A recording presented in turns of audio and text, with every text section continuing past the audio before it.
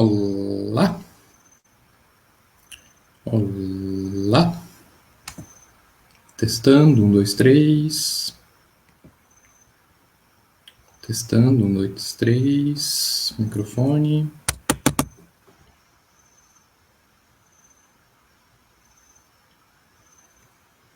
Olá, olá, boa noite.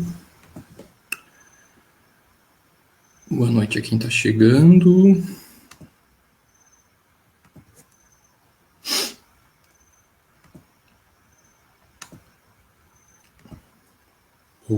Boa noite. Aqui é Martin Kreutz. Eu sou da Rocinante Sebo, um sebo que recém abriu as portas em Blumenau. Hoje é dia 10 de março de 2021. E hoje a gente faz mais uma live, um bate-papo com a autora. Nossa convidada de hoje, Josiele Benella Org. Ela é graduada em Psicologia pela FURB desde 2006.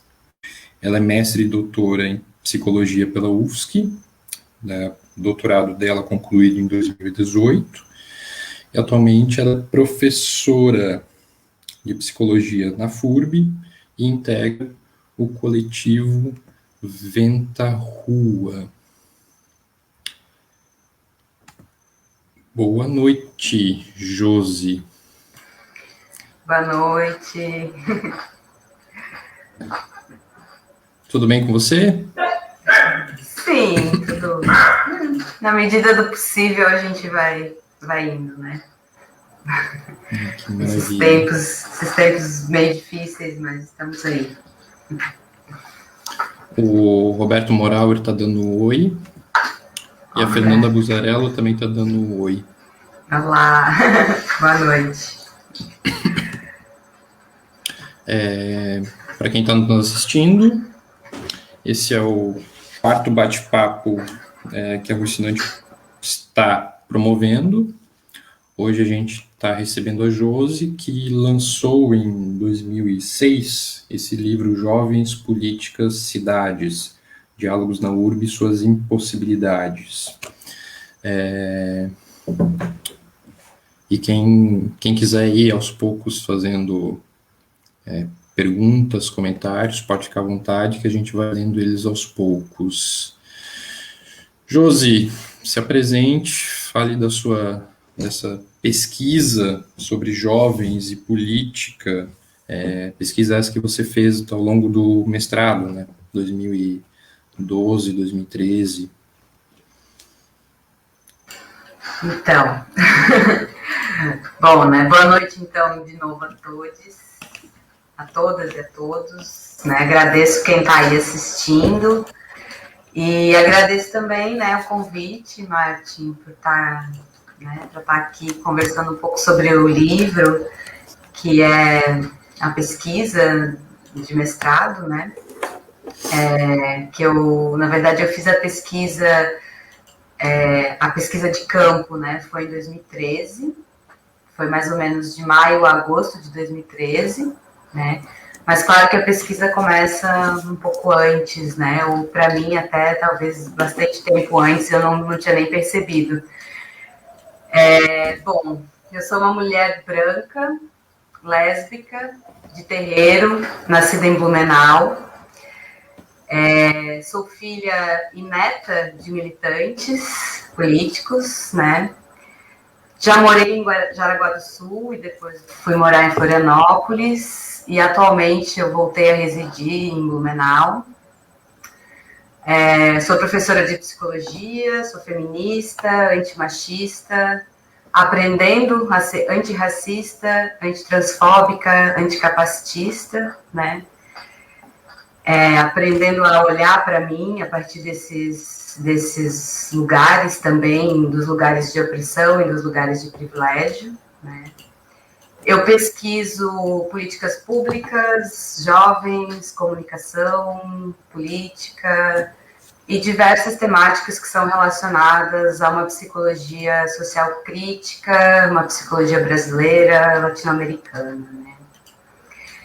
Eu gosto sempre de situar e falar um pouco, né, quem eu sou, de onde eu venho, porque eu acho que isso tem a ver com os lugares que eu vou ocupando e tem a ver com essa pesquisa também, né? Então, eu nasci no período anterior ao da reabertura política no Brasil, nasci no início dos anos 80, né? Sou a quarta filha, todas são minhas irmãs, são todas mulheres, então isso já diz de um lugar também, né? De onde eu venho. A minha mãe, ela foi militante política durante os anos dela de ensino fundamental e médio. E o meu avô paterno, né, também era militante político e foi filiado ao PTB, era brisolista, então isso permeou muito a minha criação, não no sentido de eu acompanhar, ou de eu ir a movimentos, ou de eu estar vinculada a algo, mas no sentido de eu ouvir principalmente as histórias que a minha mãe contava da luta dela contra a ditadura civil-militar brasileira, né? Porque ela, durante a ditadura, ali nos anos 60, ela estava com seus 20 e poucos anos e era militante, né, de uma organização de esquerda na época. Então, eu ouvia muitas histórias dela e as histórias que ela contava sobre o meu avô também, né.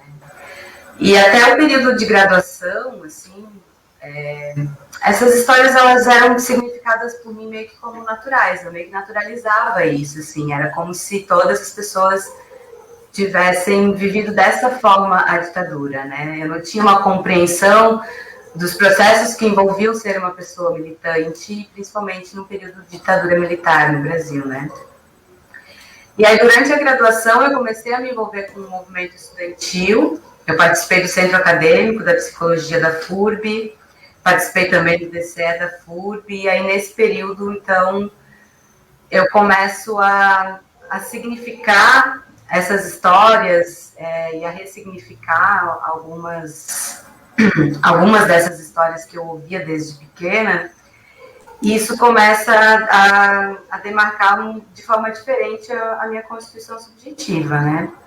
E então eu começo a me inquietar um pouco sobre de que forma que ocorre, então, essa relação dos jovens com a política, porque, se vou parar para pensar, eu fui me envolver com a política lá depois dos meus 20 e poucos anos, né? Então, com a militância, né? Como que isso acontece, né? De que forma que isso se dá? Porque eu já ouvi essas histórias de militância na minha infância, na minha adolescência. Por que só depois que eu entro na graduação? Então, como que acontece esse processo, né? De envolvimento dos jovens. Eu não me envolvi com grêmios estudantis, porque estudei em escola particular, infelizmente, né, a minha vida inteira. Eu digo infelizmente porque eu não gostava, né, mas era uma questão familiar, enfim, questões que a gente não tem muito como se opor, né. Mas isso me inquietava muito, né, porque eu comecei durante a graduação, então, quando eu adentro ao movimento estudantil, a perceber que havia muitas diferenças nas formas de compreender a participação política, que não era, né, da mesma forma que eu ouvia as histórias da minha mãe. Nem todo mundo era militante político contrário à ditadura, nem todo mundo era de esquerda, né? Então, eu fui vendo essas diversas possibilidades também de participação política, né? E aí, essa era a minha inquietação, pesquisar os jovens da política, né? Participação política. E aí, o tema da cidade, ele vai adentrando na minha vida de forma mais forte durante o mestrado mesmo, ao iniciar o mestrado, ao iniciar o mestrado não, mas ao pensar, então, o que eu queria pesquisar no mestrado, né? Porque a Andréa Zanella, que foi a minha orientadora da pesquisa durante o mestrado, ela trabalhava muito com a pesquisa da relação jovens e cidades. A temática dela não era tanto a política, mas era essa relação com a cidade, pautada numa perspectiva de estudos a partir da arte, do grafite, da fotografia, né? E aí eu fui percebendo que, na verdade, o tema da cidade já estava presente, né, nas minhas inquietações há mais tempo. Quando eu entro no mestrado, então a gente, né, começa a pensar por que a gente quer pesquisar tal tema e tudo mais, né? E aí eu fui eu fui conselheira tutelar em Blumenau, logo que eu me formei na psicologia, fiquei desempregada, né, entrei para a lista dos desempregados, né, e teve a oportunidade de ser conselheira tutelar, me candidatei, fui eleita e atuei como conselheira tutelar de 2007 a 2010, né. Então, foram 3 anos que eu tive um aprendizado muito forte nas políticas públicas. Assim, eu tive um contato muito forte com a realidade das políticas de atendimento à infância e juventude, em Blumenau, especificamente, mas eu nunca fiquei muito focada nas questões só locais. Eu tinha uma interlocução, na época também eu participava do Conselho de Psicologia, fazia muitas coisas, militava dentro de uma organização partidária, então eu estava sempre em contato com outras realidades. E fui vendo o quanto que as políticas públicas, elas excluem, né, as políticas públicas que, na verdade, estão ali para garantir direitos, elas excluem essa participação, né, dos jovens. E, enfim, foi um pouco isso que me levou a essa pesquisa, né, que eu realizei em Jaraguá do Sul. Né? Não em Blumenau. Acho que é isso, a princípio, para iniciar um pouco a nossa conversa. Eu te conheci justamente nesse momento que você estava no conselho tutelar, né? Que é o momento que eu entro na universidade, a gente começa a frequentar os mesmos espaços políticos. É verdade, nossa. Já faz tudo isso. Nossa. A gente está envelhecendo. Gisele Giz tá mandando boa noite. Boa noite. Josi, e aí justamente você dá essa deixa, né?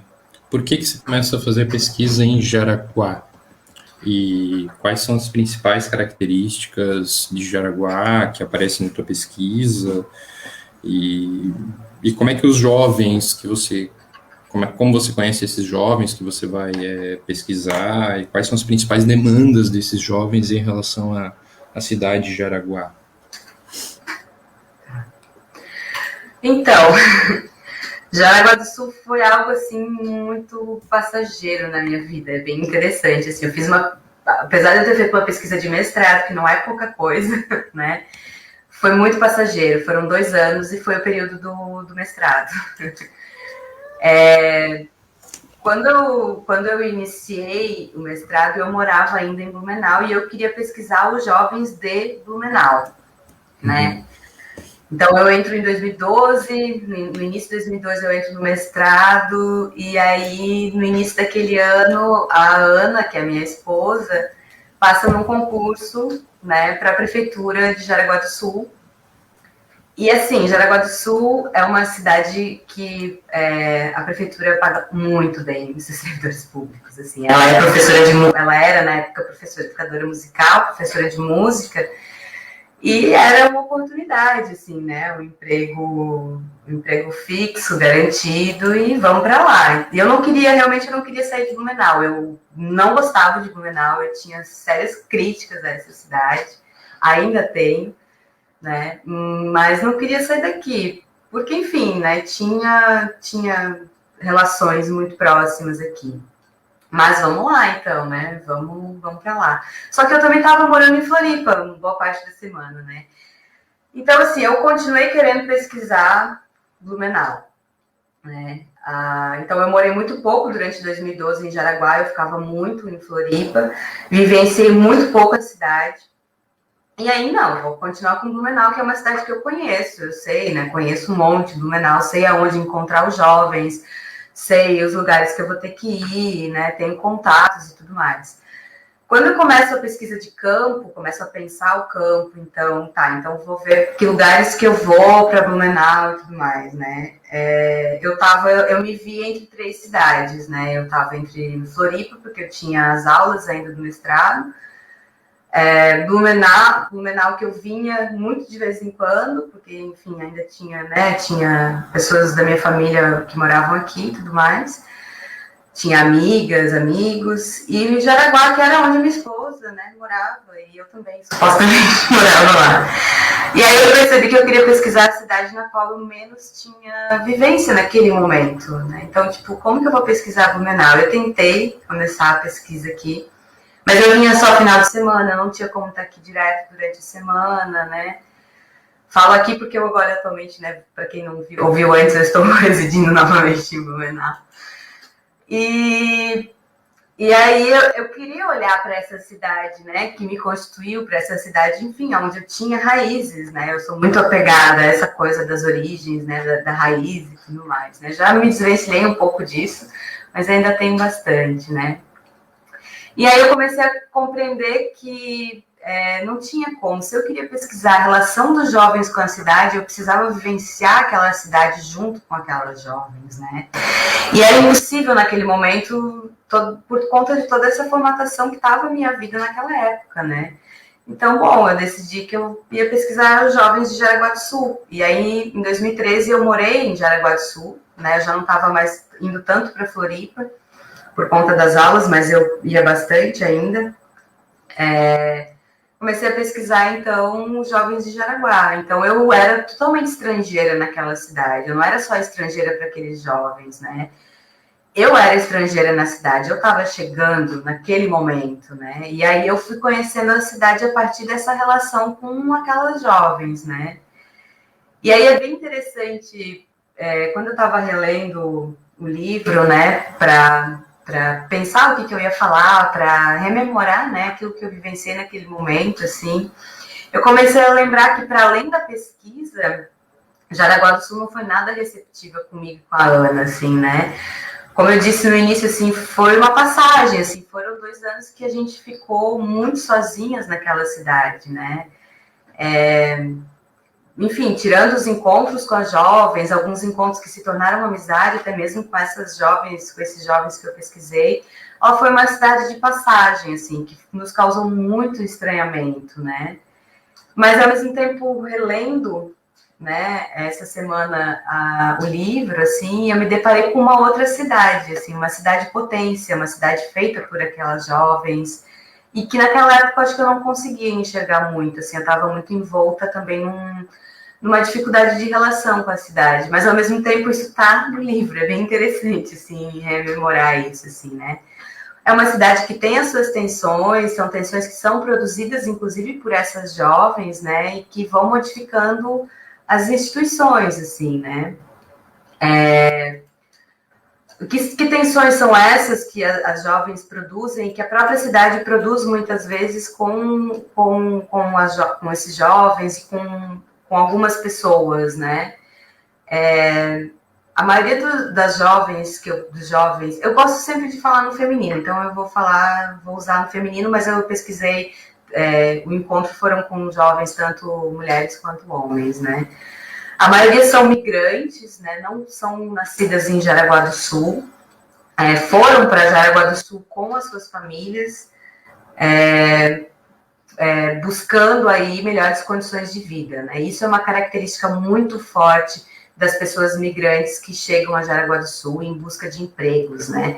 Jaraguá do Sul é uma cidade potencialmente industrial. Ela, desde o seu processo de colonização, teve muito forte a presença, né, da lide industrial, o que eles chamam das indústrias domésticas, né?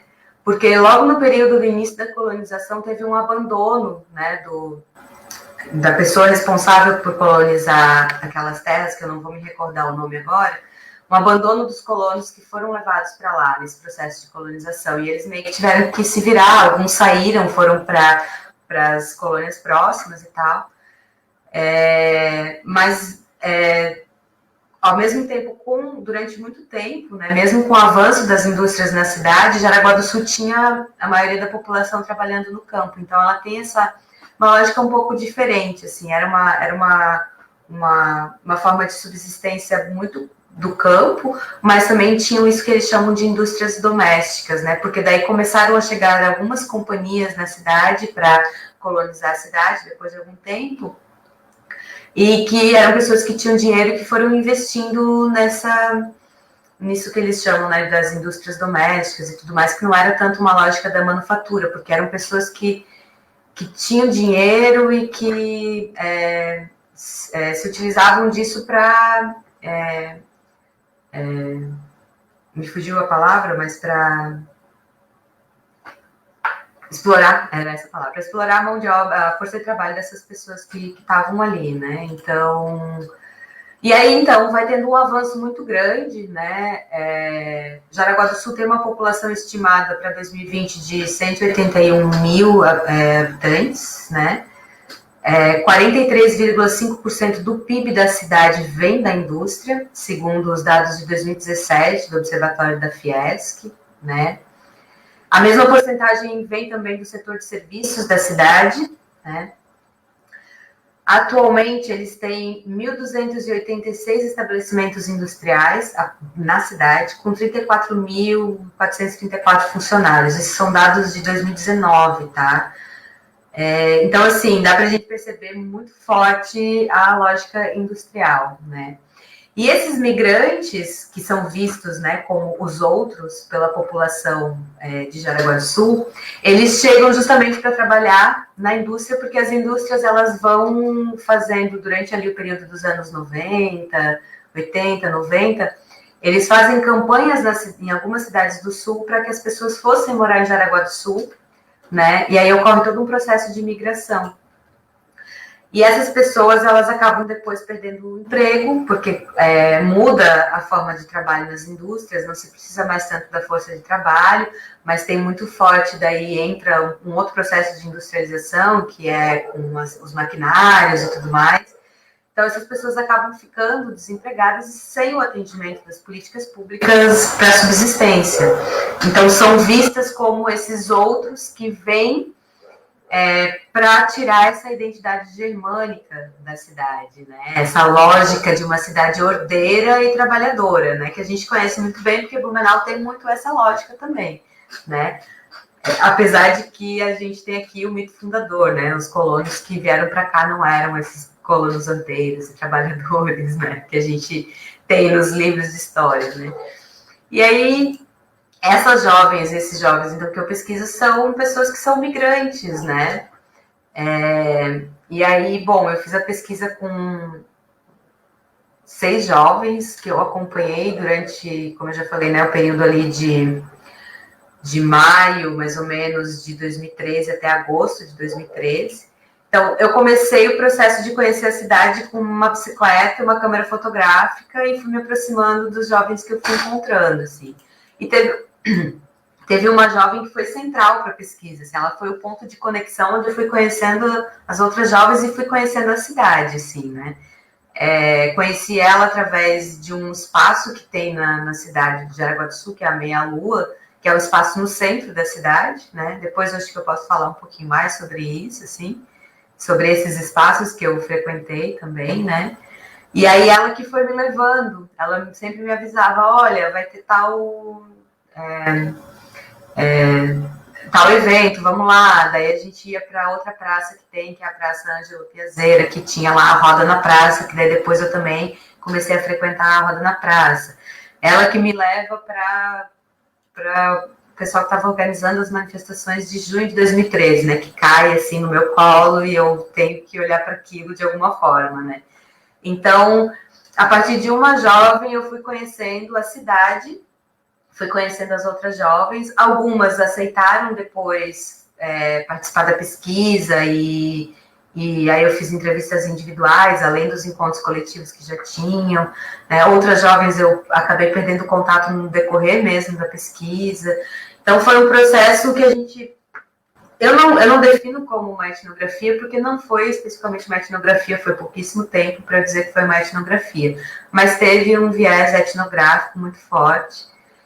E também eu acompanhava muito elas pelas redes sociais, assim, pelo Facebook na época acho que a gente nem tinha, em 2012, 13, acho que a gente nem tinha WhatsApp ainda, acho que não. Então era Facebook. Eu acho que o WhatsApp veio bem depois, se não me engano. Então... Eu sempre fui retardatário nessas tecnologias. Eu só entrei no Facebook quando o Facebook já estava em declínio. Né? Estava no Orkut ainda. Não, Orkut já tinha saído, sim, mas o Facebook nunca me atraiu muito, né? Eu sei que em 2013 não tinha Facebook, né? O Brasil tava explodindo, a panela de pressão toda nasceu em 2013. Eu tava no Twitter. Tava no Twitter. Então, eu nunca tive Twitter. Não tenho até hoje. Então, é isso, né? São as diversidade de redes aí. Mas era isso, eu tinha um contato com eles muito forte pelas redes sociais, pelo Facebook. Então eu sabia quando elas estavam lá na praça, porque elas marcavam lá a localização, e aí às vezes eu saía correndo de casa e ia assim, tipo, então lá, vamos lá. Era mais ou menos isso. E alguns encontros foram marcados, assim, também.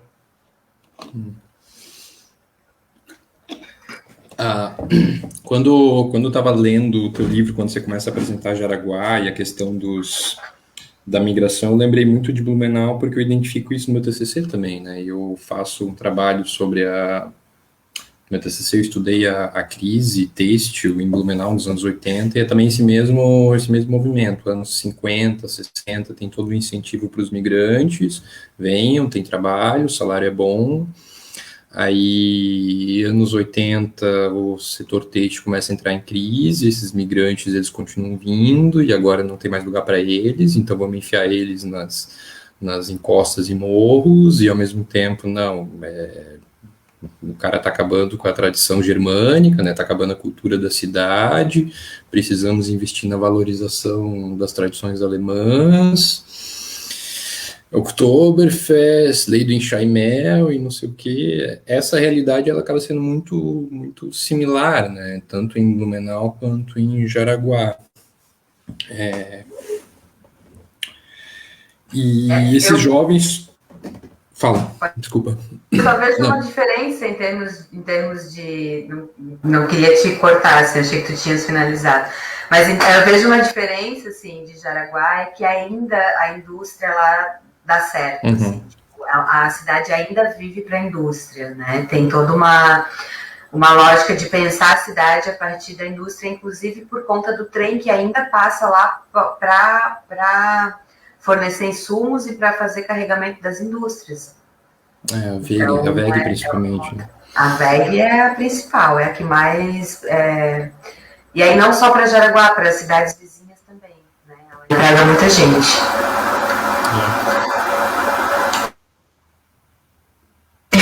Pode continuar o que estava falando. Não, é só reforçar aqui, pessoal do chat, a Gláucia Thaís Purin está dando boa noite dela. E quem tiver perguntas, comentários, recados, qualquer coisa, pode ficar à vontade. E esses jovens que você pesquisa, a maior parte deles são descendentes de migrantes, né? Ou todos eles são descendentes de migrantes que não das famílias tradicionais e nativas da cidade, né? Mas são descendentes segundo grau, né? Todos eles. Todos eles são migrantes, porque não nasceram em Jaraguá do Sul, inclusive, né? Eles vêm com as suas famílias para... Um jovem só que era natural dali. Todos os jovens vêm com as suas famílias muito pequenos, ainda crianças, né? Mas um deles, na verdade, vem já depois de adolescente e tal, mas vem por causa dos pais, porque era essa lógica, né? Assim, tipo, lá tem emprego. E isso já depois, né? Isso já nos 2000, assim, né? Ainda era essa lógica, né? De que lá tinha bastante emprego. Uhum. E ok, esses jovens, então, todos eles têm ali na faixa entre 15 a 20 anos, a maior parte deles são estudantes secundaristas, e eles se encontram, então, nessa Praça da Meia-Lua, que fica no centro da cidade. Eu tinha mostrado antes a foto, agora não vou achar. Essa praça aqui, que está na página 94 do livro da Josi, para quem tem o livro da Josi. Para quem não tem o livro da Josi, ele está disponível à venda aqui na Rocinante, já aproveitando para fazer o pequeno merchan. Essa é a Praça da Meia-Lua, né? E aí a gente tem a Praça Ângelo Piazeira, que está na página 100 do livro da Josi. Sugiro a vocês adquirirem o livro e lerem a discussão dela. Eles se encontram, então, nessa praça, e o que eles fazem na praça? Como é que tu vai chegar a se aproximar deles? Então, eu ia até preparar umas fotos para a gente mostrar, assim, da cidade, mas eu perdi meus arquivos todos do mestrado, porque eu não consigo mais acessar o HD externo que eles estavam guardados, assim. Eu resolvi guardar no HD externo ao invés de guardar na nuvem, enfim. Perdi. Então eu não tenho essas fotos, né? Porque eu acho que é bem interessante, assim, mostrar essas jovens ali na cidade, assim, e mostrar a cidade a partir dessas fotos. Bom, então, acho que é importante a gente entender que a compreensão que eu tenho, né, de cidade a partir dos estudos que eu vou fazendo, de alguns teóricos, assim, né, a cidade, ela é produzida, né, ela é produção de seres humanos por seres humanos, né, então, a cidade não é somente uma condição histórica, né, mas ela é essa condição histórica que é produzida nas relações que as pessoas estabelecem com a cidade e na cidade, né, então, existem diversas pesquisas e diversos teóricos, né, conhecidos como o David Harvey, o Lefebvre, que falam que existem diversas cidades numa cidade, né.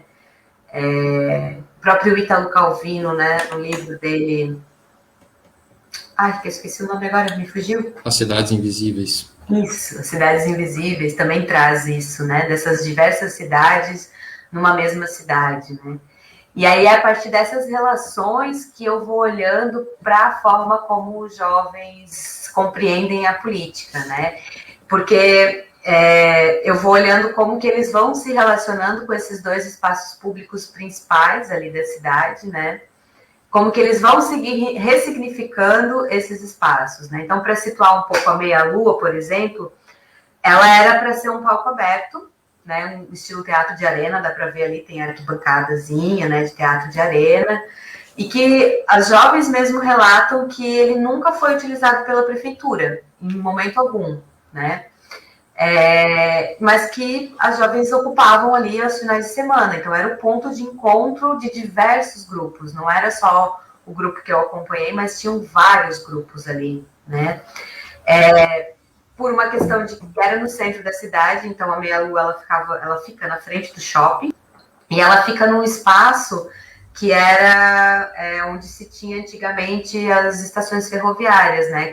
Porque atrás da Meia-Lua passa a linha do trem. Então ali a gente tem 2 prédios tombados também por patrimônio histórico,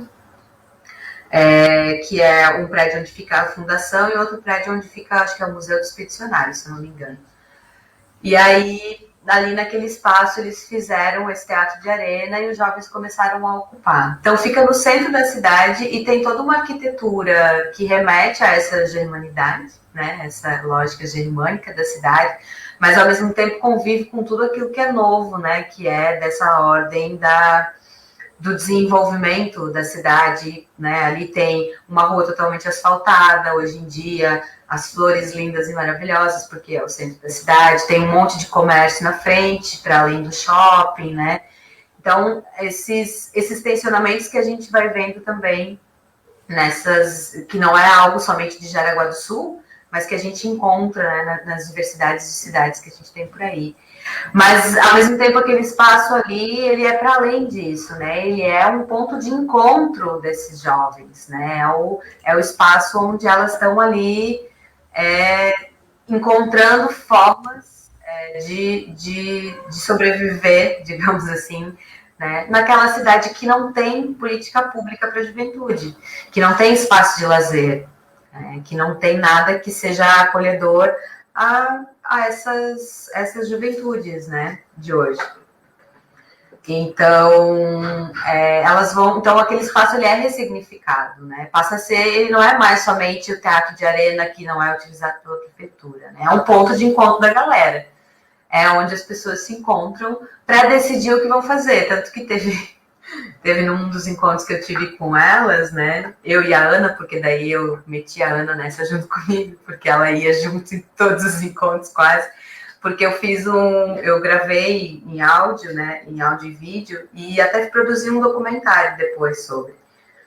E, e aí, um dia a gente quis convidar a gente para ir numa balada, né, numa balada da cidade. E aí, assim, vai ter um DJ que vai tocar, e vamos, e a gente vai se encontrar na meia-lua, e vai da meia-lua a gente vai para lá. E, era longe que só, e todo mundo a pé, andando, eu já não tinha mais idade para isso, né? Eu já não conseguia mais. E aí, assim, todo mundo tinha que chegar cedo, porque tinha nome na lista e tinha que entrar de graça, né? E aí, chegar cedo, né? Tinha que chegar até 11 horas da noite, se não me engano. Daí era meia-noite, eu já não dava mais conta, porque 9 horas da noite eu estava lá na meia-lua. Daí vai caminhando para chegar. Meia-noite eu já estava que eu já não aguentava mais, né? E eles lá dançando, e os DJs tocando, e aí os b-boys e as b-girls dançando. E aí, nesse momento, eu encontro, então, com o grupo de hip-hop, né? Com o grupo de b-boys, na verdade, que fazia um evento todo domingo no centro da cidade, que é a Roda na Praça, né?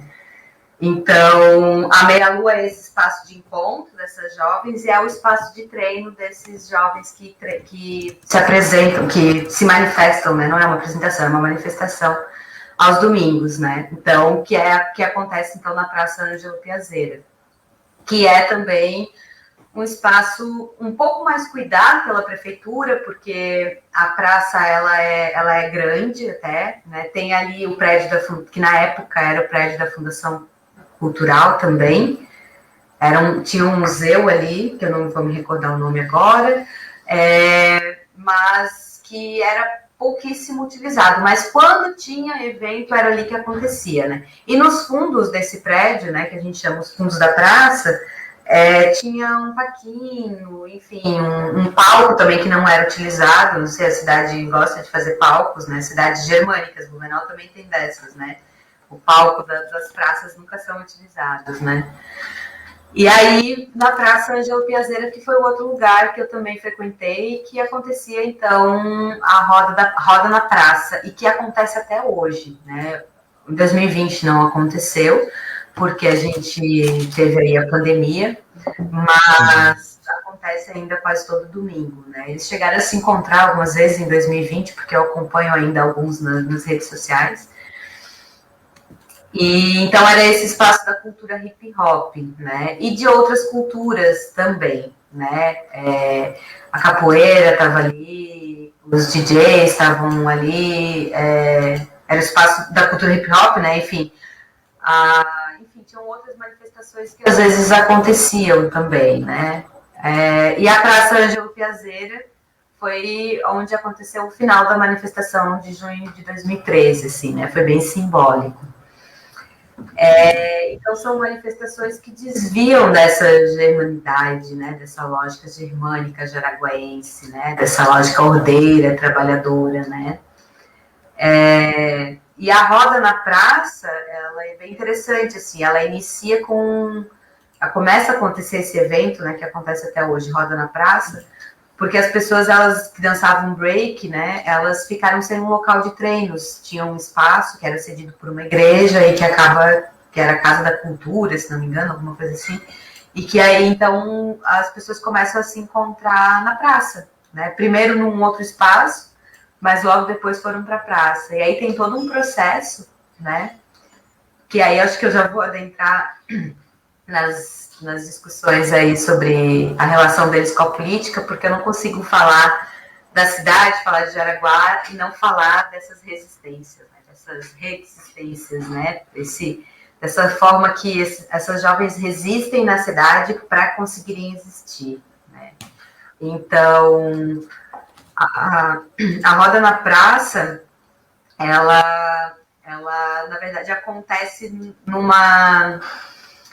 numa insistência mesmo de poucos b-boys, de 2 ou 3 b-boys, né, que buscam, então, um espaço para treinar e vão para a praça, primeiro dançando no chão mesmo, sem som, depois um leva um celular, depois eles dão um jeito de conseguir utilizar a energia ali da praça, né? Porque daí eles conseguem autorização com o guardinha, e daí tem toda essa lógica, né? Tipo, antes de ter autorização do guarda, a gente estava fazendo uma manifestação, né? Aí a gente tem uma autorização, mas é do guarda, não é algo legal ainda, né?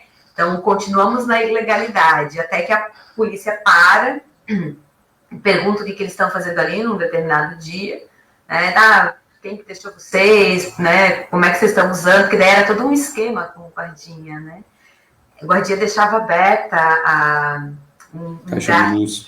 A caixa de luz, onde eles conseguiam, então, ligar a caixa de som que eles nem tinham. Eles conseguiram a energia, depois eles foram atrás da caixa de som, né? Então, e aí eles ficam nessa tensão dessa legalidade e ilegalidade, né? E isso é bem interessante, assim, porque é uma forma de resistência, né? E é um pouco do conceito de política que eu parto no mestrado, né? Quando eu vou analisar essa pesquisa, que é o que o Rancière vai trazer, né? Da política, né? O Rancière é um filósofo francês que vai desvirtuar um pouco, digamos assim, a compreensão que a gente tem por política. A política não é isso que está instituído, e essa lógica que ele vai chamar, né, da partilha do sensível, dessa distribuição dos lugares dos corpos, essa lógica da gestão. Isso é a polícia para ele, né? A política é essa fissura, esse rompimento com esse instituído, com essa lógica da gestão. Então, essas jovens, ao utilizar dessa ilegalidade, digamos assim, né, para conseguir a luz, né, a energia para fazer a sua manifestação, de alguma forma sabem que tem que negociar com o instituído, né? Estão querendo buscar o seu espaço ali, nessa partilha do sensível, nessa cidade que não tem espaço para essas jovens, né? Não tem espaço para manifestações que não sejam manifestações alemãs, né? Os clubes de caça-tiro, os desfiles, né? De outubro e tudo mais. Então, eles vão tensionando o tempo todo, ficando nessa tensão, né, entre o legal e o legal, né, a política e a polícia, então elas estão sempre ali presentes. E aí eles conseguem alguns espaços, porque daí depois que a polícia vai ali e pergunta, mas o que vocês estão fazendo aqui? Vocês não podem usar a praça, e o que eles vão fazer? Bom, a gente precisa então conversar com a fundação, vamos atrás, vamos conseguir autorização para usar esse espaço aqui. Então, eles conseguem autorização, aí conseguem um tapete, né? Conseguem o tapete que eles têm que todo domingo entrar no prédio ali da fundação e pedir para usar, mas tudo bem, eles têm um tapete, eles já não dançam. Então, essa lógica dessa tensão entre aquilo que é instituído, essa política da gestão, e aquilo que é o que vem fissurar essa lógica e faz com que a gestão olhe para isso, assim, tipo, então a gente tem... Né? Mas claro que eu não vou dar tudo, né? A prefeitura chama o grupo para dançar no aniversário da cidade, né? Mas o espaço que dá para eles dançarem perto de um bueiro, não, nós não vamos dançar. Tudo bem, vocês estão olhando para a gente está sendo visto, a gente está recebendo a nossa parte, né, nessa gestão dos corpos aí, mas não é dessa forma que a gente quer. Então eles estão o tempo todo tensionando, né? E é interessante porque eles tensionam sem saber, muitos deles, né? Não reconhecem que o que estão fazendo ali, que a Roda na Praça é uma manifestação política. Não, é uma manifestação de break. É isso, uma manifestação hip hop.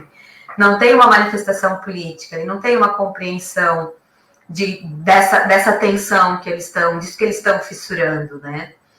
Eles compreendem que ocuparam espaços, né? O coordenador da Roda, o cara que, enfim, que foi um dos caras que eu entrevistei, ele conseguiu um assento no Conselho de Cultura, naquele período mesmo. Então, assim, daí sim, lá no Conselho de Cultura, que é esse órgão gestor da cultura, né? Daí sim nós estamos fazendo política. Então, ainda tem uma visão de que a política se faz nesses espaços da ordem da polícia, que o Rancière vai dizer, né? As jovens ainda... Estou falando especificamente dessas jovens que eu encontrei em Jaraguá do Sul. Eu não tenho como generalizar, né? Mas elas falavam muito isso, assim, me traziam muito isso, porque também eu perguntei especificamente, quando eu fiz as entrevistas individuais, né? Qual era a compreensão que tinha da política, qual era a compreensão que tinha da Roda na Praça e tudo mais, né? Perguntei um pouco sobre junho também. Então, se tu quiseres fazer alguma pergunta, tu me interrompe, porque eu acho que eu vou sair falando agora, né? Não sei se tu queres comentar algo. Não, então, antes de você entrar nessa via e botar pé no acelerador, a Glaucia, ela está fazendo uma pergunta mais ou menos que a pergunta que eu iria te fazer, né? O que esses jovens relatavam e qual que é a relação desses jovens com a política tradicional. E, ao mesmo tempo, o Roberto Morauer acabou de mandar uma grande pergunta. Historicamente, a juventude marca a presença política na sociedade através da participação em movimentos e partidos políticos combativos. Atualmente, essa força da juventude na sociedade marca a presença de outro modo. Como vês a possibilidade de intervenção na política institucional a partir desse tensionamento político das expressões da juventude hoje?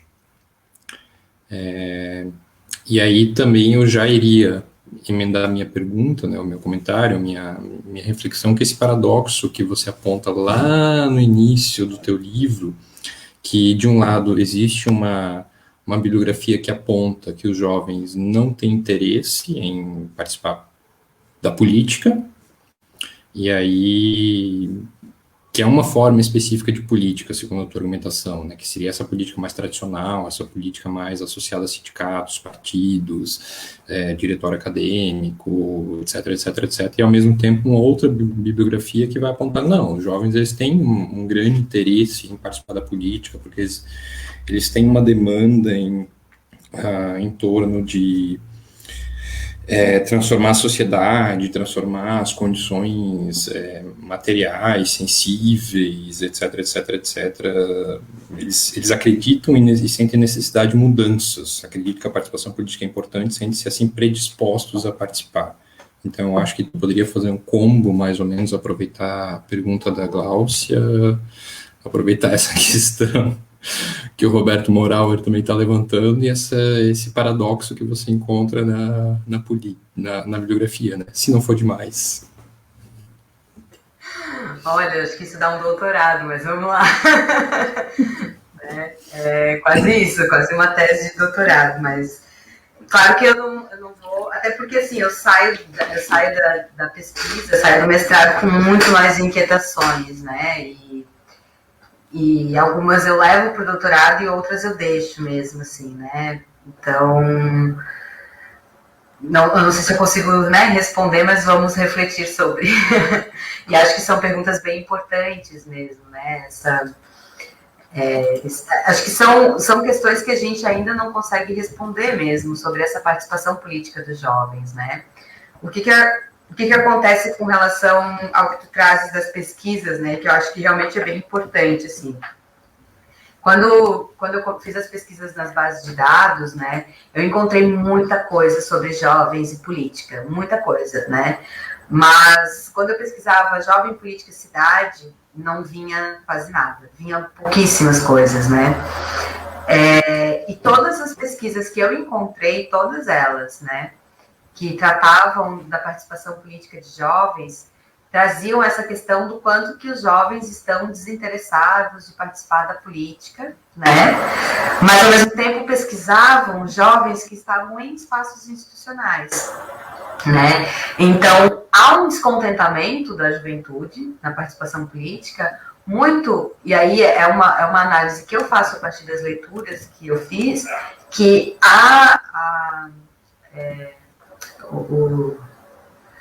como é que é? A falta de vontade, assim, né? A desarticulação dos jovens com a política, ela tem a ver com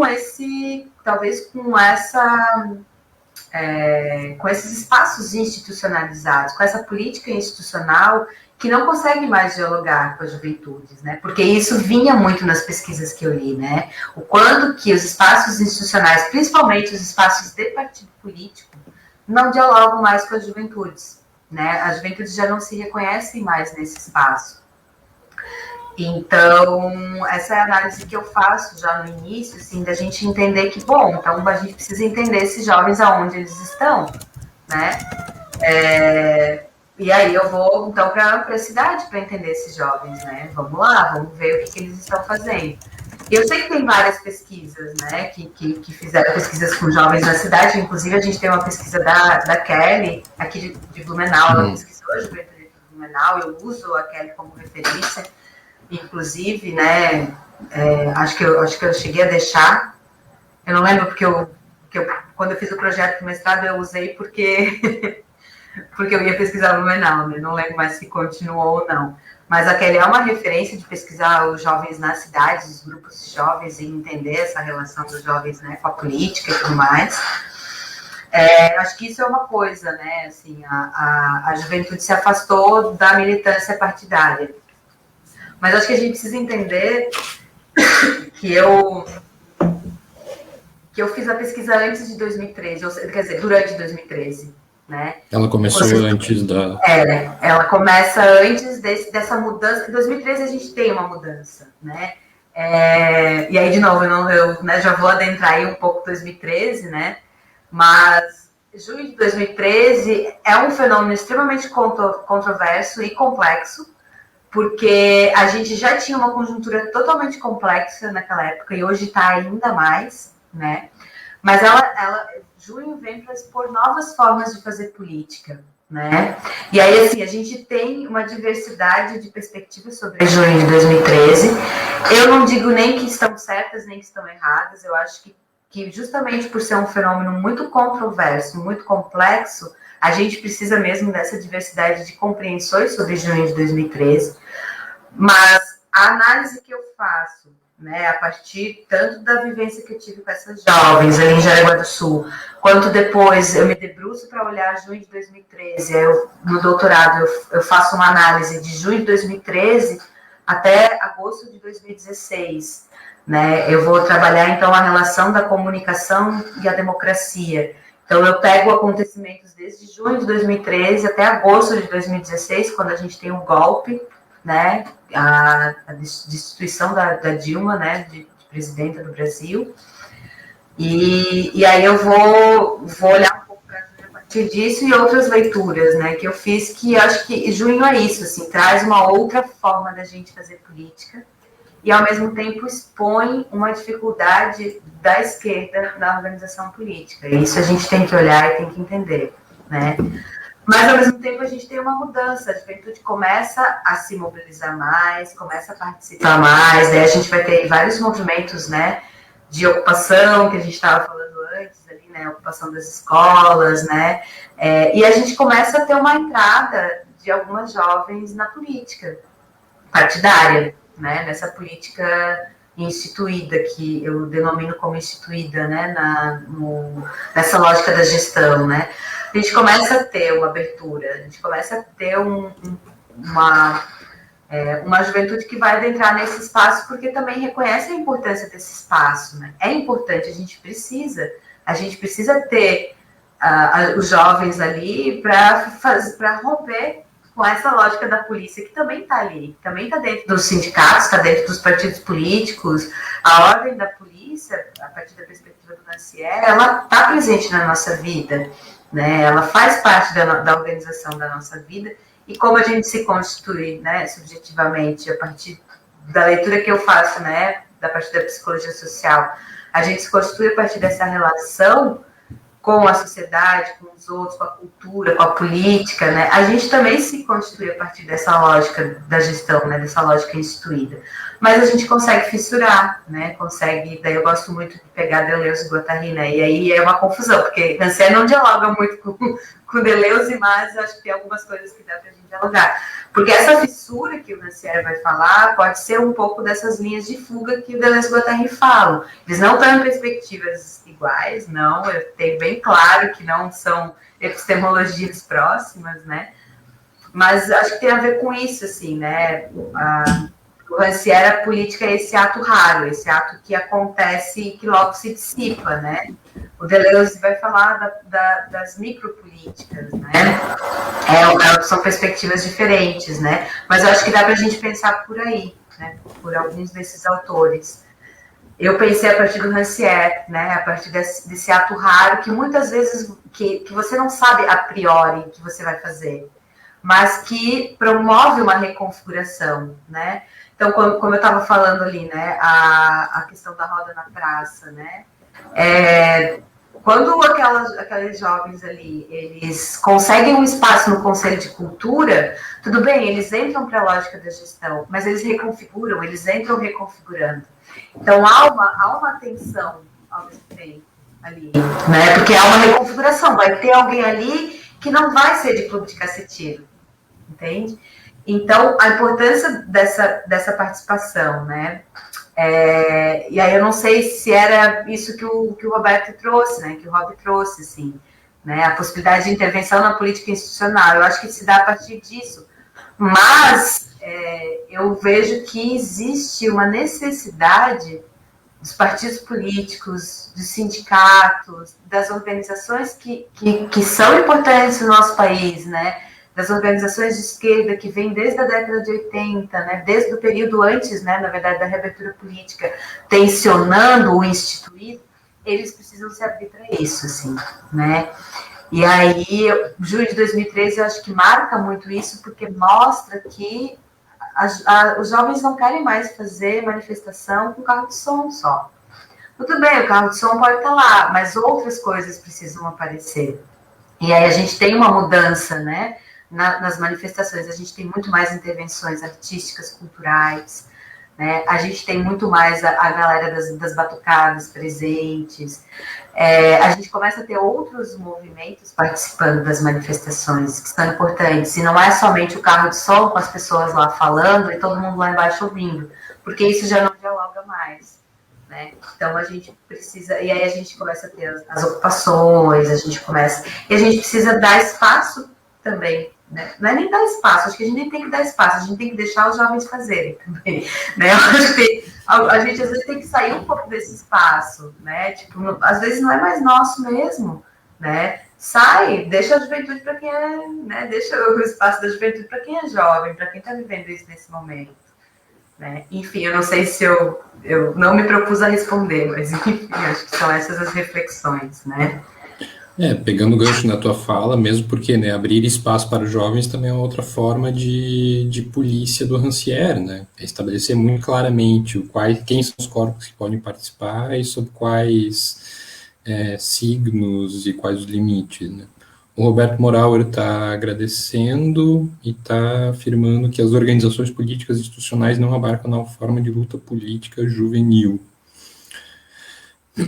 E a Gláucia, que também estudou, ou melhor, né, a Gláucia, que também estudou jovens, e principalmente jovens sob a perspectiva das ocupações, ela está dizendo que está excelente o relato da Josi, muito interessante saber desses jovens. Enquanto você estava falando, eu fui no YouTube e achei o link para o documentário que você produz, né, a partir dessa pesquisa aqui, para quem quiser... Para quem quiser assistir também o documentário, ele está aqui nos comentários. Só seguir esse link do YouTube ou digitar Impossibilidade, Josiele Laorg no YouTube. Ô, Josi, e aí você está fazendo a pesquisa, você tem as suas questões de fundo, né? Vou acompanhar esses jovens, vou ver o que eles fazem, e explode junho de 2013. O que foi junho de 2013, como é que esses jovens participam disso, como que eles vão vivenciar 2013, e aí também a pergunta para a Josiele testemunha, né, o que a Josiele testemunhou em 2013, naquelas manifestações, naquelas marchas todas, e como que isso você acabou articulando para a tua pesquisa. Então, né, antes de falar disso, eu acho que, assim, foi bem interessante, porque quando eu estava no mestrado, foi junho de 2013 que explodiu, assim, e aí eu lembro que eu falei para o meu orientador, o que eu faço? Assim, estão me convidando para ir lá fazer cartaz e coisa para manifestação, o que eu faço? Ela disse, vai. Eu falei, mas não é esse o foco dela. Ela disse, vai. Sabe? E aí, é a partir de junho de 2013 que eu começo a pensar o tema do meu doutorado, daí, que é a comunicação e a democracia, porque daí a gente começa a ter um boom de manifestações e aí a gente começa a voltar o nosso olhar para essa relação entre as redes e as ruas, né? Então, eu começo a querer entender esse fenômeno, né, das redes sociais e tudo mais, e vou pesquisar isso e tal. Enfim, mudei também o projeto que eu entrei, daí depois já mudou. Aí depois, quando eu estava no doutorado, vem o golpe em 2016. Assim, eu estava terminando o meu campo de pesquisa, eu terminei em dezembro de 2015. Eu pensei, não, ok, ótimo, é isso. Começa 2016, explode o golpe, eu vou lá. Como que eu vou parar de olhar para isso? Tipo, aí mudo. Quando eu vou analisar o material que eu tinha, eu vou mudar e vou falar outra, né? Vou falar sobre essa relação de comunicação e democracia. Então, eu tive 2 presentes de grego, mas que foram presentes muito importantes para as minhas pesquisas, tanto de mestrado quanto de doutorado. Assim, eu tive a oportunidade de olhar para esses fenômenos enquanto eles estavam acontecendo, que é algo extremamente difícil, assim, né? Não é algo nada fácil a gente conseguir falar sobre aquilo que está acontecendo, né?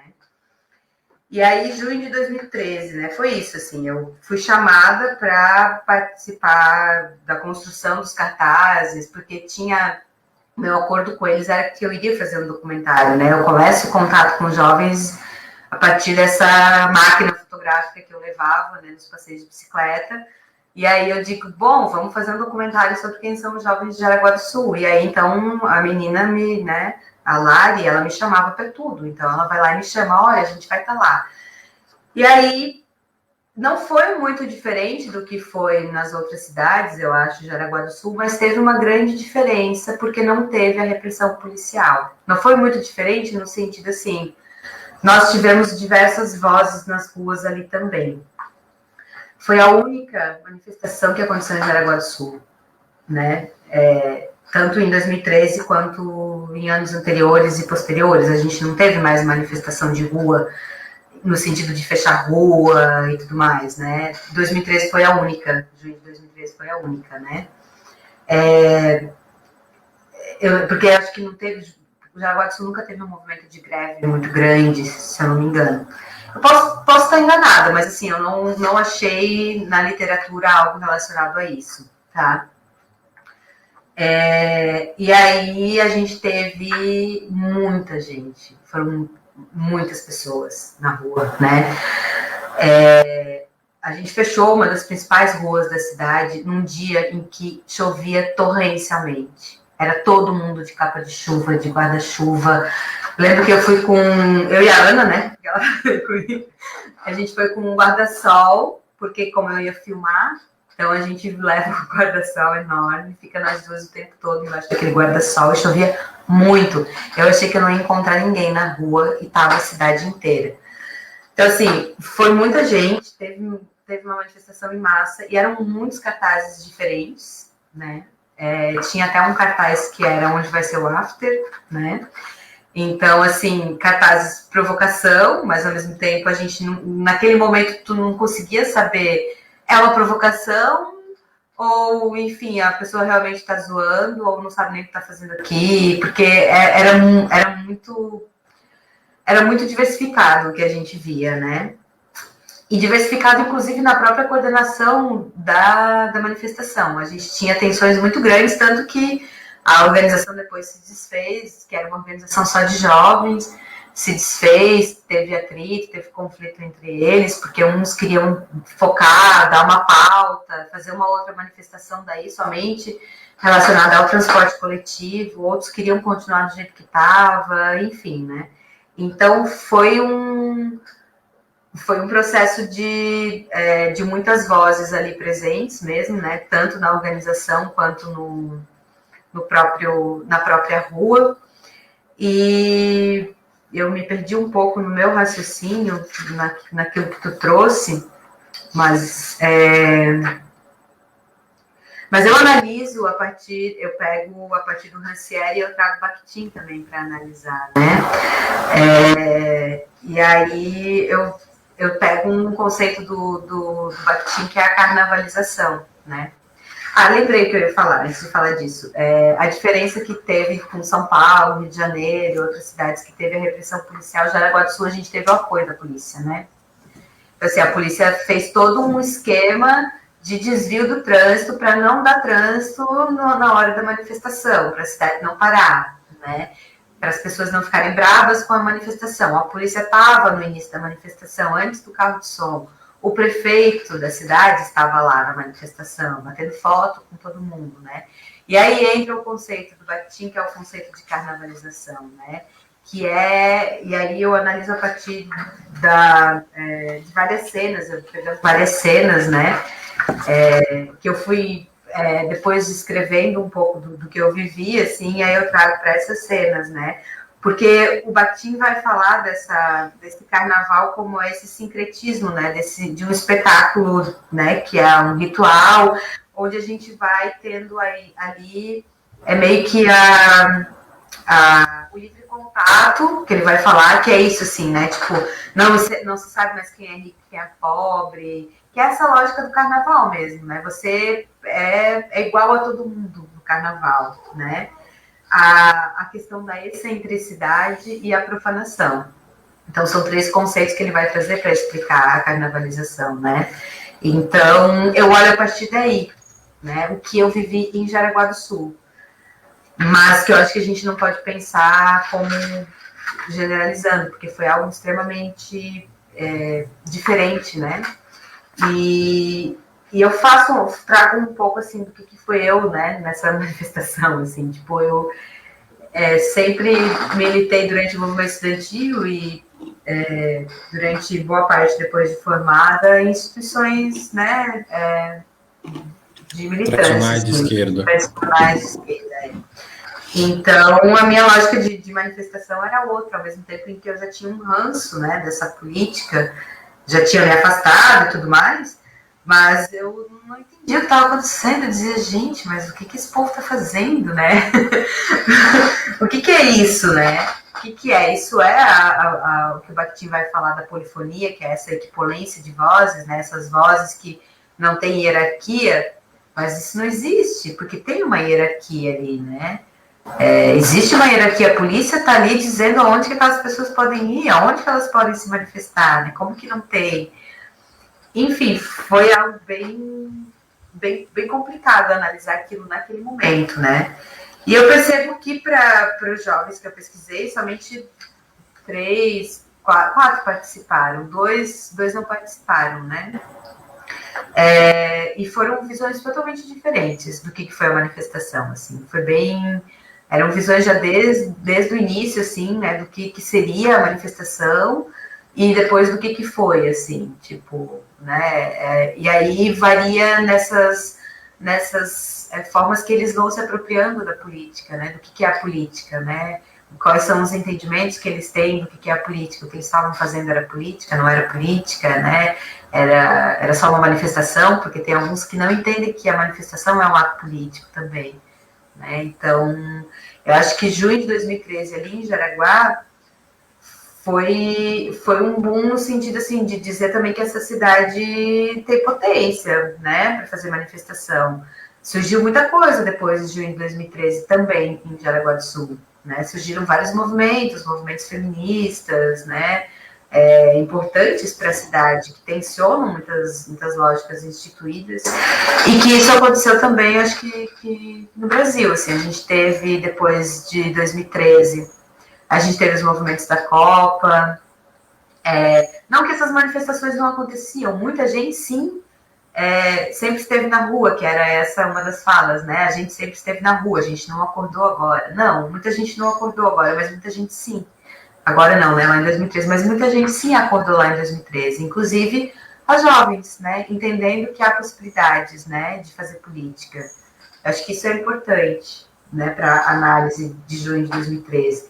E acho que a gente tem reverberações dessas manifestações até hoje na nossa política, né, tanto na institucional, tanto na lógica da gestão, da polícia, quanto na política mesmo, porque a gente continua tensionando ainda, né, os partidos políticos, a gente continua tensionando a política institucional, a forma de fazer as manifestações. E antes, quando a gente estava falando sobre o quanto que os jovens vão mudando, né,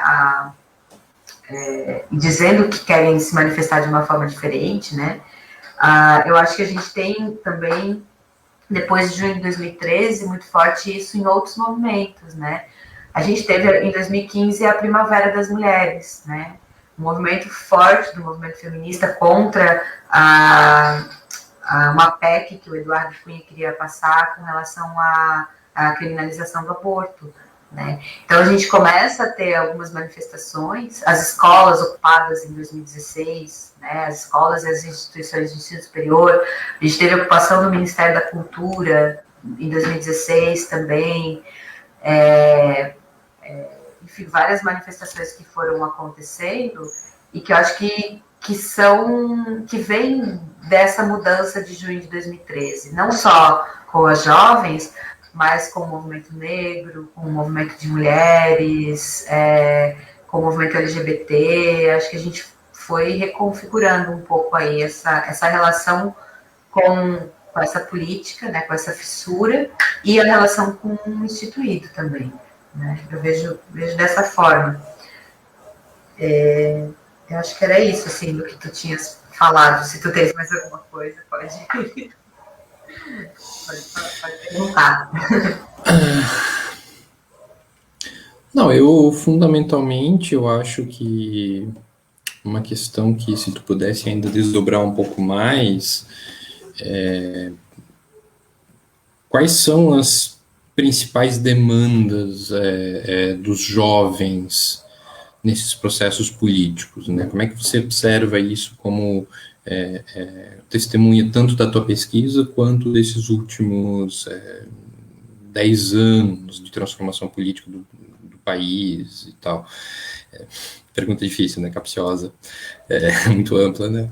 Mas é fundamentalmente isso, assim, o que os jovens querem, né, na tua experiência para a cidade, o que os jovens querem, segundo a tua experiência, para a política, o que os jovens querem enquanto para a sociedade? Olha, eu vejo muito forte hoje em dia, e já via na época também, porque uma das coisas até que eu falo no final, assim, que tinha um movimento muito forte que eu achava que era bem importante, que eram as discussões de gênero, de orientação sexual, que rolavam no grupo ali da Meia Lua, né, que eu acompanhei. Em sua maioria eram meninas lésbicas que se denominavam lésbicas, né? Acho que talvez por isso a facilidade de aproximação com elas também, né? Que acho que é algo importante na pesquisa, assim, essa proximidade, né, essa aproximação. A gente tinha muito forte elas tinham muito forte essa discussão de gênero, né? Eu acho que tem hoje em dia muito forte a juventude cada vez mais cedo, os jovens cada vez mais cedo vem entrando nesses debates, né? Que são debates importantes e que, por exemplo, na minha época de adolescência, de juventude, não tinha, né, debate sobre a negritude, sobre a orientação sexual, sobre gênero. Eu não sei se é uma demanda dessas jovens, né, mas eu vejo que tem uma aproximação, né, eles têm entrado na política, nas discussões políticas, a partir dessas temáticas. Não mais uma reivindicação somente por si, né, assim, queremos acesso à escola, queremos passe livre, essas são questões importantes também, mas eu acho que as pautas que se denominam pautas identitárias, né, têm vindo cada vez com mais força, né, nos jovens. Eu vejo muito isso agora dando aula, né, eu vejo pessoas fazendo debates em sala de aula que eu não tinha quando eu estava na minha graduação.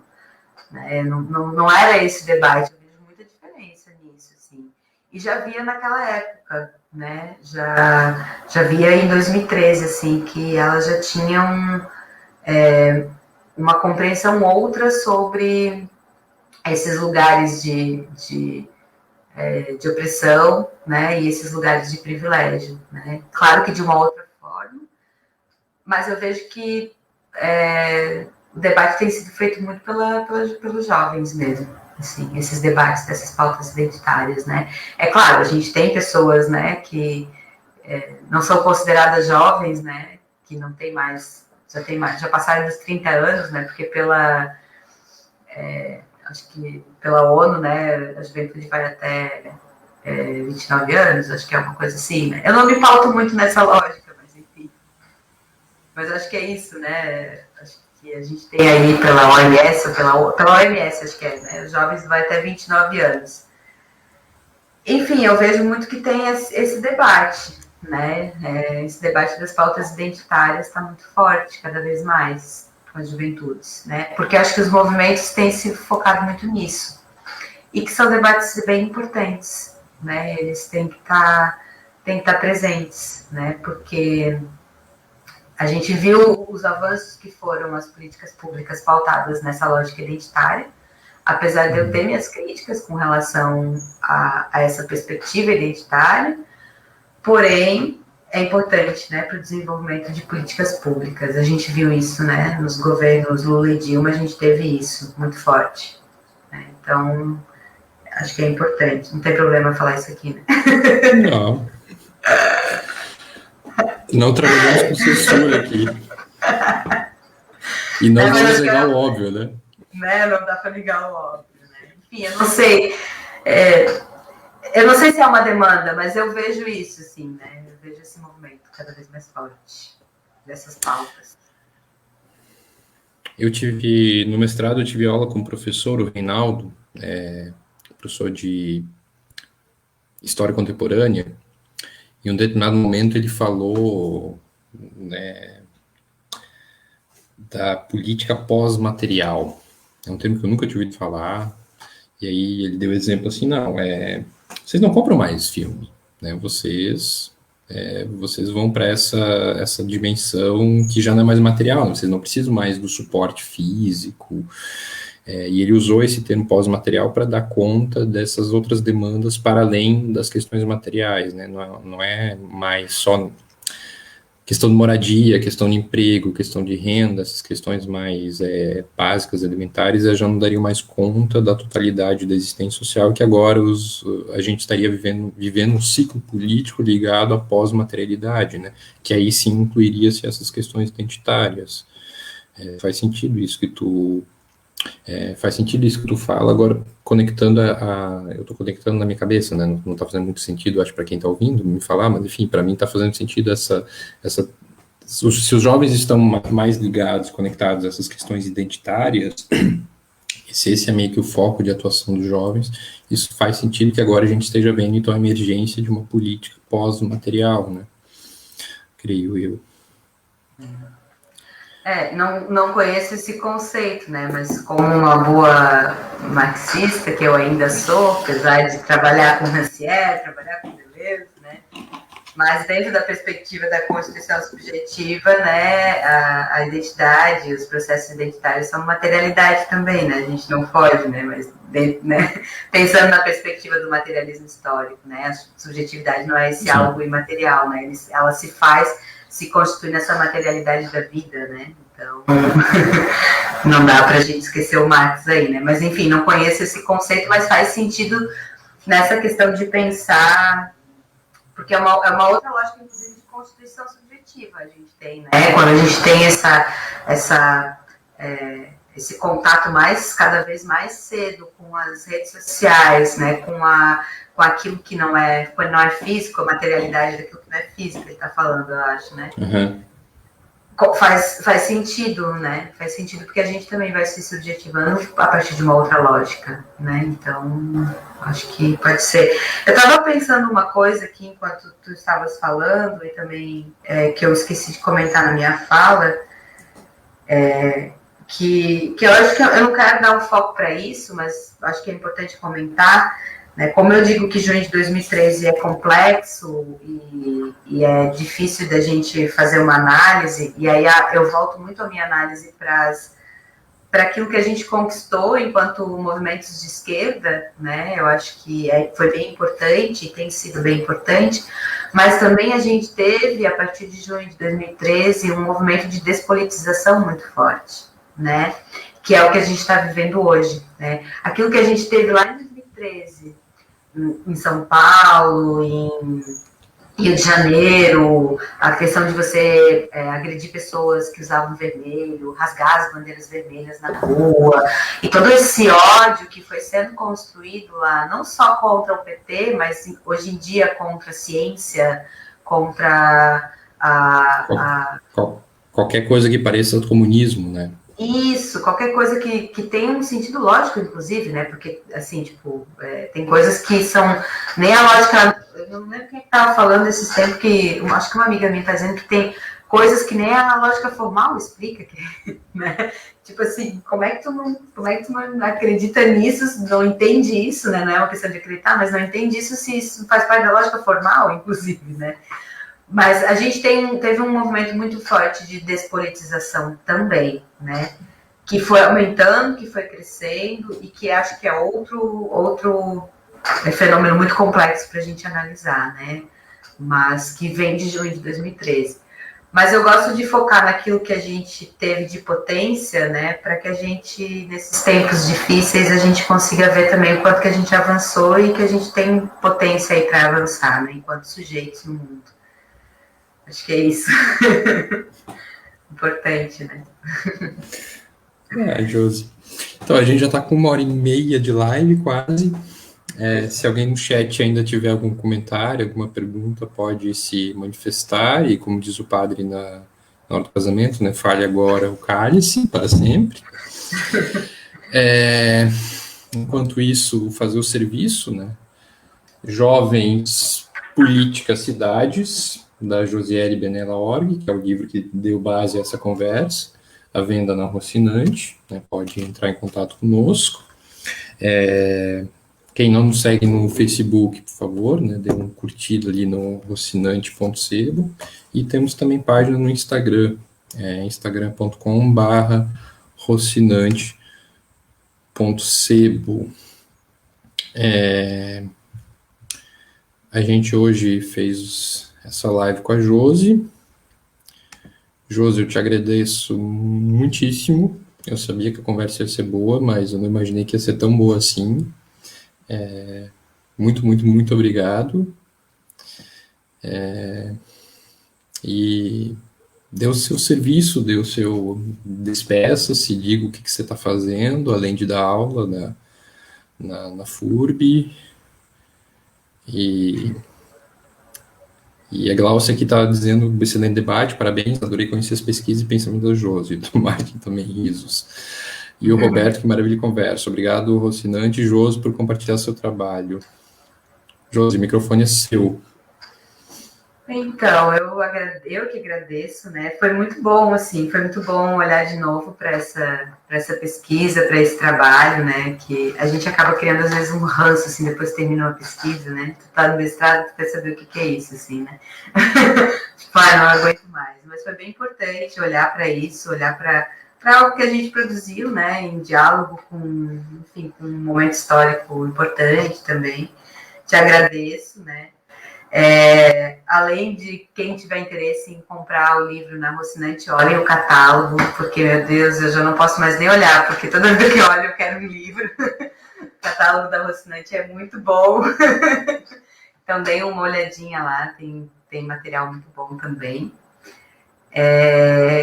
Bom, eu, além de dar aula na FURB, né, como aula na psicologia, eu tenho, como tu falou no início, eu faço parte de uma coletiva, que é a Venta Rua, né, que é uma coletiva de educação, cultura e sustentabilidade, onde eu trabalho com, enfim, eu e a Ana, né, que é a minha esposa, onde a gente trabalha, além de produzir queijos vegetais, que foi algo que surgiu durante a pandemia, né, mas a gente já tinha um trabalho antes da pandemia, que era um trabalho de oficinas, né? Ela com oficina de compostagem, eu com oficinas de produtos de limpeza ecológicos. E então a gente tem muito esse debate, né? De pensar uma alimentação mais natural, de pensar a transformação social a partir disso também, né? Da alimentação, daquilo que a gente usa no nosso corpo, daquilo que a gente usa na nossa casa, do que a gente faz com os nossos resíduos, né? Também com o nosso lixo e tudo mais. E em breve vamos ter algumas novidades aí também na área psicologia. Tô pensando coisas novas aí para Venta Rua também. E é isso. Muito obrigada, Martin. E obrigada a quem esteve aqui também. E como é que faz para entrar em contato com a Venta Rua? Quais são os endereços? O que dá para comprar na Venta Rua? Nossa, dá para comprar muita coisa. Enfim, a gente basicamente está com os queijos, né? Com produtos de limpeza, um produto de limpeza que a gente faz. E um desodorante. Por enquanto é isso, mas enfim, estamos trabalhando aí com outras coisas também. Mas porque o nosso foco maior mesmo são as oficinas, né? Que a gente teve que parar durante a pandemia. Mas estamos pensando aí uma forma de voltar também com as oficinas. Né? Mas tem esses produtos lá para quem quiser. E é no Instagram, ventarrua.ventarrua, e no Facebook também. Ventarrua, tudo junto, né? .ventarrua. Muito bem. Te agradeço mais uma vez, Josi, agradeço a quem nos acompanhou. Daqui a 15 dias teremos mais um bate-papo, dia 24 de março. E é isto. Obrigado a quem nos acompanhou. Me despeço da Josi, me despeço de todo mundo e tchau, tchau. Tchau.